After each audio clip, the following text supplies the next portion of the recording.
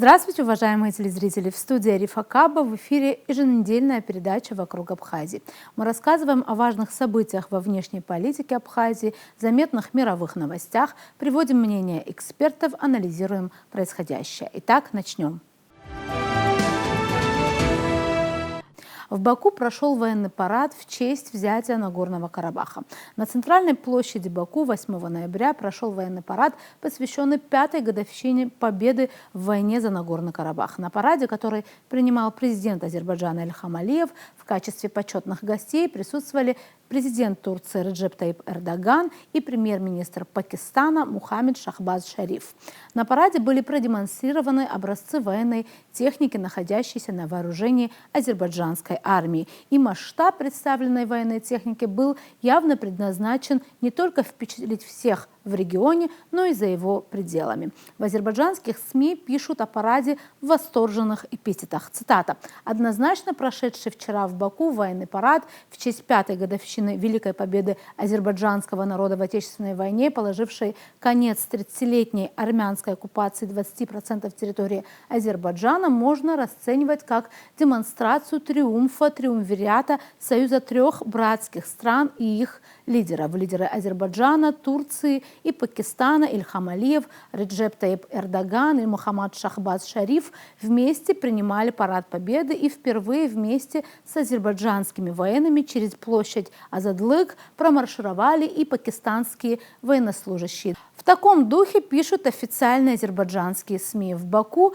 позиционируют день 8 ноября не просто датой военной славы, он символизирует новую эпоху государственного и военного самоутверждения, считают в Азербайджане. Но нынешний парад выделился особым акцентом, он стал не просто торжеством победы, а витриной глубокой трансформации армии, движущейся по пути перехода на стандарты НАТО, о чем за 2 дня до парада заявил президент Азербайджана Ильхам Алиев. Тем самым Баку фактически закрепил вектор на западно-турецкое военное пространство, сохраняя при этом независимую оборонную стратегию, считают в стране. Переход на стандарты НАТО означает унификацию командных процедур, тактической доктрины, связи, структуры штабов и взаимодействия по линии обучения. Это шаг, который выводит Азербайджан в категорию современных профессиональных армий, способных действовать по стандартам коллективной обороны и совместных операций, пишут азербайджанские СМИ.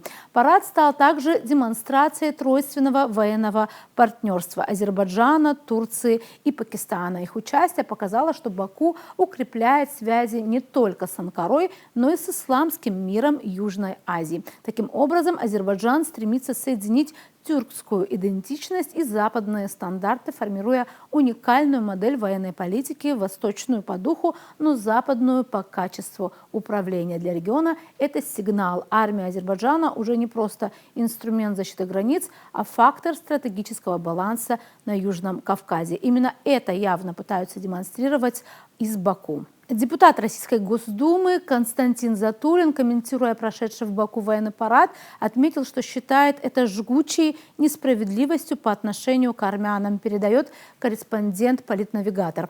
Очевидно, что парады по случаю победы становятся все более внушительными. Это не только желание руководства Азербайджана застолбить место в истории и продлить эйфорию по поводу достигнутой победы, но и удостоверение того, что все слова о мире, которыми пользуются на международных встречах представители Азербайджана, Армении и Турции, не умаляют того факта, что новый этап взаимоотношений строится на жгучей несправедливости по отношению к соседям. Одна только проблема беженцев из Нагорного Карабаха и захваченных в плен руководителей Нагорно-Карабахской республики удостоверяют то, что ни о каком новом мире и новом этапе взаимоотношений речи не идет, уверен Затулин. Я думаю, что, конечно же, и Азербайджан, и Турция, предъяви им такие соображения, будут их отрицать. Но очевидно, что парады по случаю победы, которые становятся все более внушительными, это не только желание руководства Азербайджана застолбить место в истории Азербайджана за собой, не только желание продлить эйфорию по случаю достигнутой победы, но это, безусловно, и удостоверение того, что что, к большому сожалению, все вот те слова о мире, о новом этапе, которыми, надо сказать, все время пользуются на встречах, в международных кругах и представители Азербайджана, и представители правительства Пашиняна в Армении, и, конечно, старшие друзья в Турции, они все не умаляют того факта, что этот новый этап взаимоотношений строится на достаточно жгучей несправедливости и конфронтации, которую продолжают испытывать по отношению к соседям и не считая нужным щадить ни их чувства, ни их сегодняшние проблемы. Одна только проблема беженцев из Нагорного Карабаха и захваченных в плен руководителей Нагорно-Карабахской республики, суд над которыми продолжается, достаточное удостоверение тому, что ни о каком справедливом мире, ни о каком новом этапе взаимоотношений речи не идет. Речь идет о сдаче интересов Армении, которые допускает правительство Пашиняна, в угоду своим собственным взглядам и курсу, который далек, на мой взгляд, от всякого уважения к памяти людей, отдавших свою жизнь или вынужденных сегодня испытывать страдания в результате вот такого вооруженного решения Нагорно-Карабахского конфликта через много лет после остановки военных действий в 90-е годы. Прежде всего, путь к тому, чтобы вести себя более достойно, он связан с тем, что вести себя более достойно должны более достойные представители Армении, чем те, кто сегодня на самом деле ее официально представляют. С этими людьми ни о каком достоинстве говорить не приходится. Я говорю о том достоинстве, которое должны проявлять в Армении. А что касается Азербайджана, иным образом его не побудишь вести себя по-иному, если при этом продолжается сдача интересов Армении ради того, чтобы получить какой-то ваучер на пути на Запад. Продолжаем передачу. Европейские политики толкают Грузию к открытой конфронтации с Россией, в результате которой Тбилиси может расплатиться собственным суверенитетом, заявил спикер парламента Республики Грузия Шалва Папуашвили на брифинге во вторник. Некоторые постсоветские европолитики педалируют свои узкие геополитические нарративы и интересы, чтобы вынудить Грузию войти в более глубокий конфликт с Россией за счет собственной территориальной целостности и безопасности. Все это делается, несмотря на то, что самым дорогим европейским идеалом должны быть мир и решение конфликтов, а не разжигание и сеяние конфликтов и войн, отметил Папуашвили. В качестве примера отношения к республике политик привел опубликованный расширенный отчет Еврокомиссии. Этот отчет Еврокомиссии грузинское правительство явно считает несправедливым и шитым белыми нитками. У Грузии, которую видят из кабинета Брюсселя, нет ничего общего с реальной Грузией. Именно в подобном, ставшем традиционном духе представлен сегодняшний отчет Евросоюза, в котором отрывок о Грузии сшит белыми нитками. А часть отчета, которая дает оценку прогрессу страны, основываясь на измеряемых показателях, написана очень сухо и малословно. Политическая же часть отчета агрессивная и несправедливая. В представленном отчете Евросоюза с использованием этнических эпитетов обвиняют Грузию в продвижении русской дезинформации, но при этом умалчивают о вмешательствах своих послов в выборы, добавил Папуашвили. Конец цитаты. Спикер парламента назвал деятельность правящих институтов Евросоюза результатом такого предвзятого отношения. Ценностный регресс Брюсселя по отношению к Грузии проявился летом 2022 года, когда Грузии отказали в статусе страны-кандидата в Евросоюз. Ранее глава европейской дипломатии Кая Каллас заявила, что на данный момент у Грузии нет реального пути в Евросоюз, и она является номинальной страной-кандидатом. С другой стороны, некоторые грузинские политологи высказывают мнение о том, что в скором времени, возможно, будут восстановлены дипломатические отношения между Россией и Грузией и возлагают надежду в осуществление этого, например, на премьер-министра Грузии Кабахидзе. Парадокс и противоречие заключается в том, что сам Кабахидзе в своих речах и выступлениях ни о чем таком не говорит, а как раз от него можно услышать нечто противоположное. Например, очередное обозначение России как страны, цитата, оккупировавшей 20% территории Грузии. Так, 30 октября он заявил, что обвинять грузинскую мечту в том, что она пророссийская, неконституционно. Что может быть более антиконституционным, чем обвинять избранное народом правительство в том, что оно действует по указке государства, оккупировавшего 20% нашей территории. Что может быть более вредоносным и неконституционным, чем это, сказал Кабахидзе. Думаю, комментарий тут излишний. Обо всех этих темах подробнее мы побеседовали с политологом Бесланом Хагба. Смотрите интервью с ним. Приветствуем вас, Беслан Алексеевич. Здравствуйте. Первая тема, о которой мне хотелось бы поговорить, чтобы мы ее обсудили, я думаю, что ее обсуждают многие, это военный парад, который состоялся в Баку. Он интересен еще тем, что там были как бы представители, то есть высшее руководство и Турции, и Пакистана. Это, во-первых, была такая большая демонстрация военной силы, военной мощи Азербайджана. И как вам кажется, что этот парад еще символизировал? Вот какие там можно сигналы было выявить? Вы знаете, последние годы много говорят об Азербайджане среди всех кавказских республик. И на это есть, между прочим, основания, потому что Азербайджан уже за долгие годы, десятилетия, все-таки ему удалось вернуть Карабах. И там, кстати, после возвращения Карабаха победы, это в 2020 году, был проведен такой грандиозный парад. Вот как мы заговорили о параде, я вспомнил этот парад. Грандиозный парад связан как раз с победой в Нагорном Карабахе. И потом, понимаете, мне так кажется, что все-таки политическое руководство Азербайджана, эта демонстрация, победное шествие до сих пор продолжается. Вот то, что вы задали вопрос, да, связанный с этим парадом, мне лично то же самое. Это символ того, что, может быть, многие обозреватели говорят, что, может быть, даже есть претензии на какую-то региональную державность. Понимаете, и когда после всех этих событий, после победы, такое, может быть, вообще часто случается. И потому, понимаете, с приглашением таких высоких, больших гостей из-за рубежа, и такой парад, это говорит о том, что Азербайджан все-таки демонстрирует какую-то определенную силу по отношению, может быть, к некоторым своим недоброжелателям. Но это могут быть соседи, это могут быть далеко за пределы Кавказского региона, потому что за последние месяцы много чего происходило. Напряженные отношения между Россией и Азербайджаном. Когда были такие, когда все это случилось, говорили, что все-таки вряд ли удастся из этого кризиса выйти в этом году, например. Понимаете, была встреча в Душанбе между Владимиром Путиным и Ильхамом Алиевым. Говорят, что все-таки какие-то связи будут налажены, потому что это в интересах Азербайджана. Но в то же время тесные связи с другими странами, особенно с Турцией.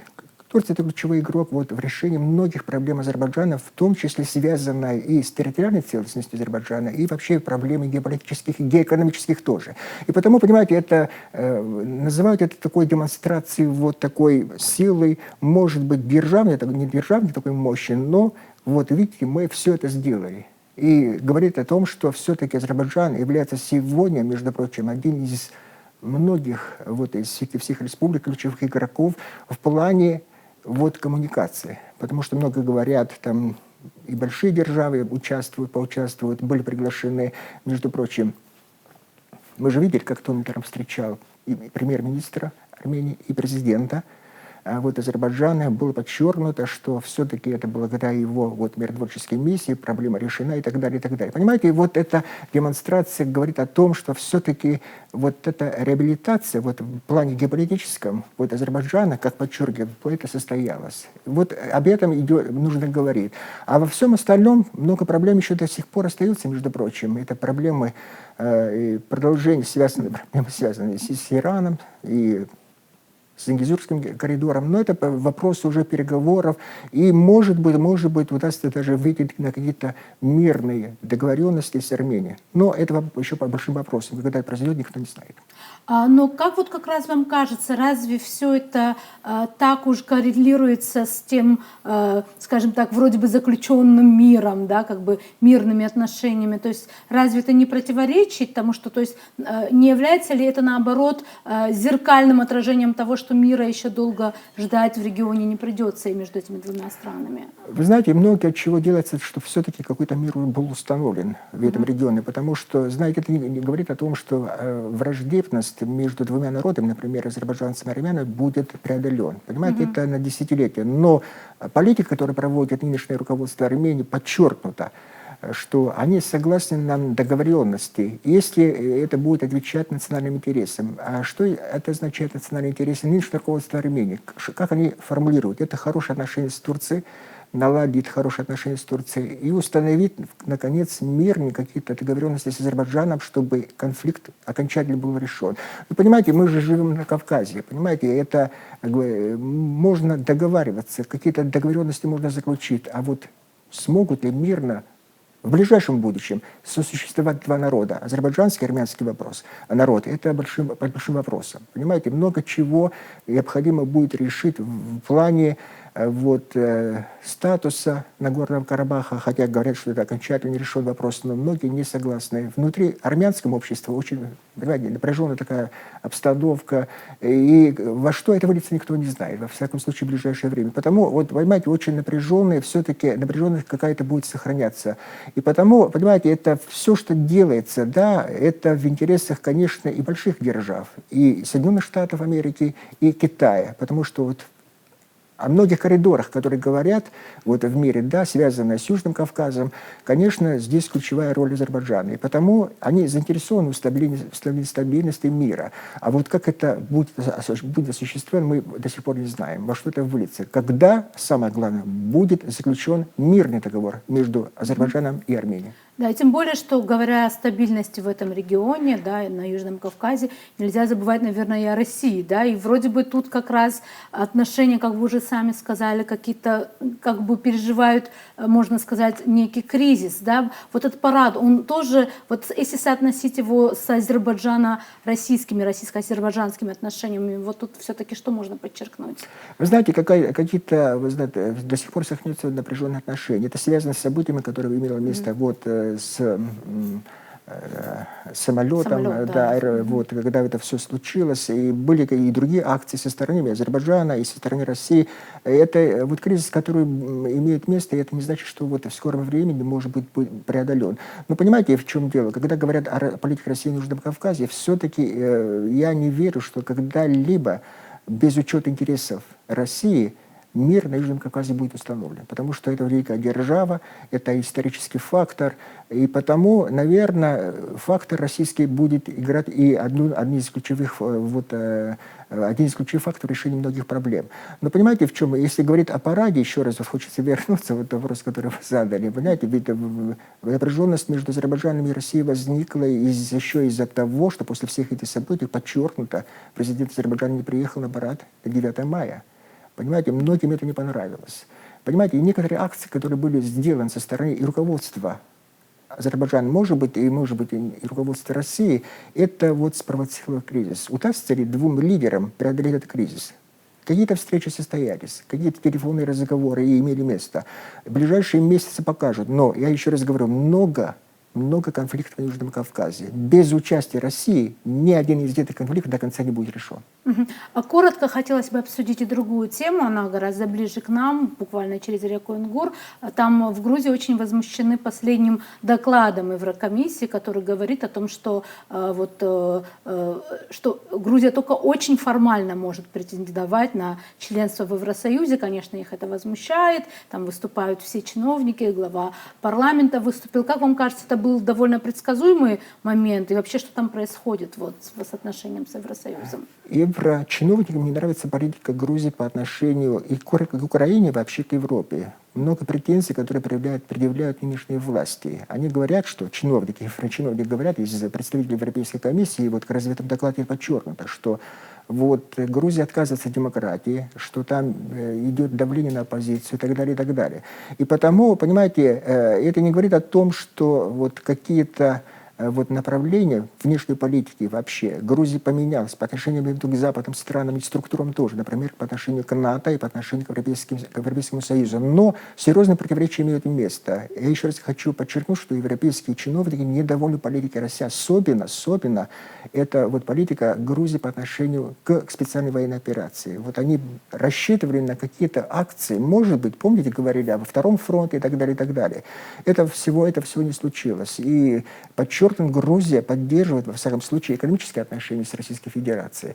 Но я не верю, что радикально, фундаментально какие-то изменения в внешней политике произойдет в Грузии по отношению к западным структурам и по отношению к Европейскому Союзу, потому что руководство, даже сам премьер-министр говорит, что мы привержены ценностям западным, мы хотим нормальные отношения установить, но они говорят в то же время, что мы не хотим, чтобы бесцеремонно в наши внутренние дела вмешивались и Европейский Союз, и вообще западные страны. Вот такие противоречия до сих пор сохраняются. Я не думаю, что, понимаете, это вот в ближайшее время, во всяком случае в этом году, или не знаю, вот какой-то вот перелом в этом отношении произойдет. Вообще, когда говорят о вступлении бывших, кроме прибалтийских стран, в какие-то европейские структуры, это под большим вопросом. Потому что практика показывает, я даже приведу пример Турции, уже десятки лет стучится в Европейский Союз, их не принимают. Хотя, между прочим, Турция является членом НАТО. Это говорит о том, что все-таки эта политика будет продолжена, какие-то изменения вряд ли в этом отношении произойдут. Большое спасибо, что пришли и ответили на наш вопрос. Благодарю вас. На этом у нас сегодня все. Будем продолжать держать руку на пульсе событий. До новых встреч в эфире.